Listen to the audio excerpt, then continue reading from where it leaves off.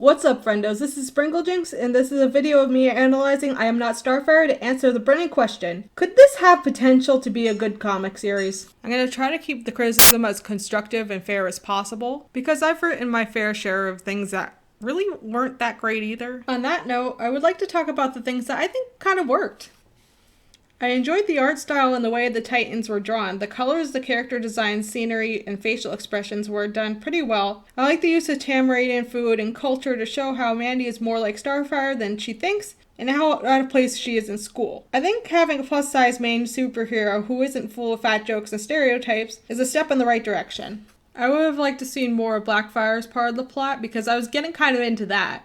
I would have liked to see Blackfire having more focus, maybe having her Girl Scratch children from Teen Titans Go be involved with the destruction. It'd be really cool to see a really big invasion with like part Tamaradians and part Glurtle Scratch. The flashbacks probably could be removed to help the story be less confusing and help with the pacing. A lot of the scenes with Mandy complaining about Starfire and going to college could be taken out as well. I'll get to that more when we talk about the characters in general. The romantic subplot could be saved if Mandy's love interest was important to the plot, but I don't think the romance was necessary. It would be nice to see the secondary characters be more active in the plot. They aren't given much to do other than listen to Mandy complain about Starfire and rant about how much she doesn't want to go to college. It would help for them to have personalities, goals, and reasons to be there. Because really, Claire and Lincoln, all they really did was stand around and be like, "Wow, Mandy, you're not going to college? You're such a free thinker." Now moving on to Starfire, she's written a little out of character in some scenes. If the plot demands for her to be a coward, give her a reason to be more fearful. Some trauma involving Nightwing would be a good driving force for her to be more controlling and protective over Mandy. Although maybe they're planning some kind of sequel or something like that, and we'll find out more about Starfire. They still didn't say who Mandy's father is, so maybe I could be cautiously optimistic to find out more about her. Now we're moving on to the hardest part, fixing Mandy. Before we start on that, I'd like to talk about why Raven works and Mandy doesn't. They're both goth girls, but Raven respects her friends, and she always has a reason for being annoyed. Usually Cyborg and Beast Boy are being too loud or making a mess or going into her room messing with her stuff, but she never complains or tears people down for no reason. So if we wanted to make Mandy likable like Raven, we would have to stop making her treat the Titans like shit.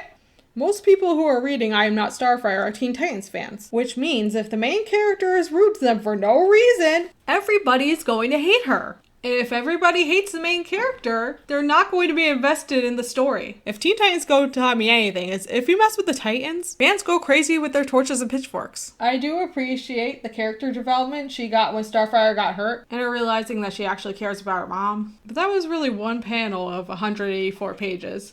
I mean, she does get happier at the end and is less jealous of her mother, but it's because she got the superpowers and she's excited about it. It's not because she stopped hating the world for no reason. Speaking of getting her powers, I don't know how she got them. If Starfire gave it to her or she had it in her all along. It also makes absolutely no sense that she defeated Blackfire with one hit. Starfire is constantly training and saving the day, and Blackfire beat her with a snap of her fingers. But somehow, Mandy, with zero training and just getting her powers and not even knowing how to use them, takes her out in one hit. Now, they could have had a good explanation for this. In the show, Starfire's powers are fueled by emotion. But in this book, instead, they had Starfire's powers being fueled by the sun. So if I were writing I Am Not Starfire, here's what I would do. Mandy could still have no powers and have the insecurity thing. But instead of taking it out on everybody else, she just tries to be like Starfire all the time.